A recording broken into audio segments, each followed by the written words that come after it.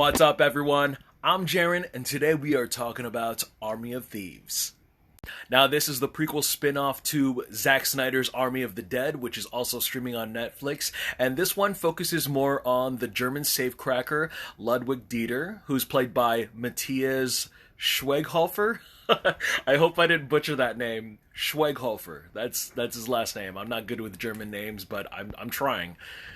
Matthias Schweighofer is not only the star of the movie, but he is also the director. So it's kind of nice that him and Zack Snyder got to conjure up this nice little prequel, and the movie gets to focus more on him. It does add a little bit more of a cape heist type of movie with a little bit more comedy than it does action and horror.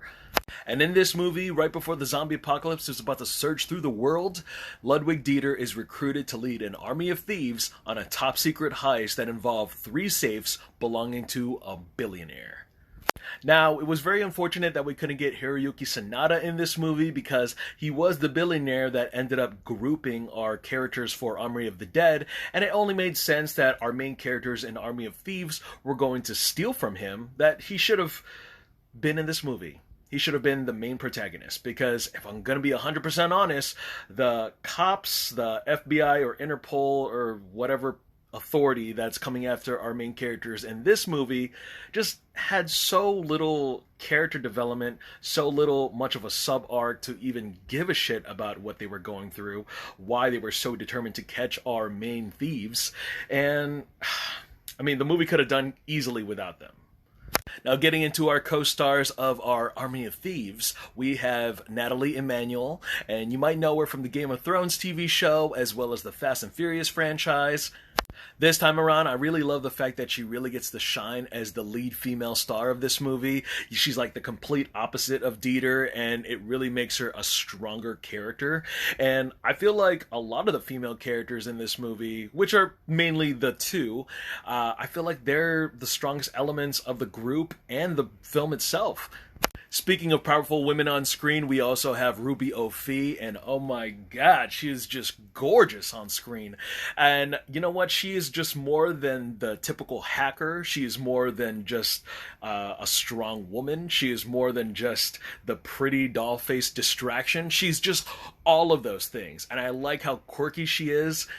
Fun little fact, I actually found out after the movie that she is the real-life girlfriend of Matthias Schweighofer, and it was just kind of funny looking back on those earlier scenes in the movie where she's kind of hitting on him and he's just not having it.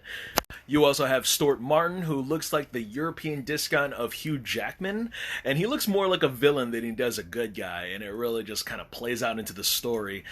You also have Guz Khan. I kind of wish that he had more of a comedic levity in this movie because he's really one of those characters, but they didn't really utilize him as much. As much as I've enjoyed some of the charisma of these characters, as well as the prelude teases towards Army of the Dead, I felt like for a heist movie that it was kind of dry. Like, especially the first hour. Like, if you've seen movies like Ocean's 11, The Italian Job, Mission Impossible, or even the Fast and Furious franchise, there's just nothing new, nothing fresh to bring to the table. This movie plays it safe, it sticks to a lot of the standards and the tropes. You can almost see a lot of everything coming, especially like the conflict between characters, or even some of the comedic backdrops of when they find themselves stuck in a predicament, especially when opening the safe. It's like, I can just watch his one scene in Army of the Dead, and it's almost the same thing. I do have to admit, having the safecracker as our main character, especially a character like Dieter, was a nice touch, a nice thing to spruce things up a little bit, because I like when he would go up to all these 3 safes and seeing the crescents and like symbolisms and like designs of the safe lock, he would tell a little history, a little bit of a kind of story that kind of goes with that safe, and it really adds a lot to his character. Only towards the midway of the second act as well as the third act, things start to really get interesting, but even then so, it just feels like it's all been recycled and done before by many different films.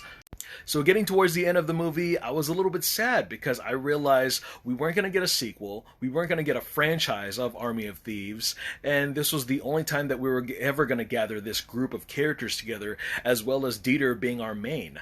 And when we get to the ending, it just kind of jumps forward in time to where we get the introduction of Army of the Dead, and I was just like, wait, there's just so much that happened, there's so much that needed to be answered, that we just do a little time jump and then we're just gonna forget about those other characters? Like, come on. It felt tacked on, it felt rushed. I almost want another movie to bring those characters together again. Maybe for another heist, possibly. Maybe something different that wasn't as safe, but I don't know. That was just me. I felt like we've established ground with these particular characters. It was very unnecessary to have a spin-off to Army of the Dead, but we got it, and now it's got me wrapped up feeling, what if? What if we had its own prequel spin-off franchise?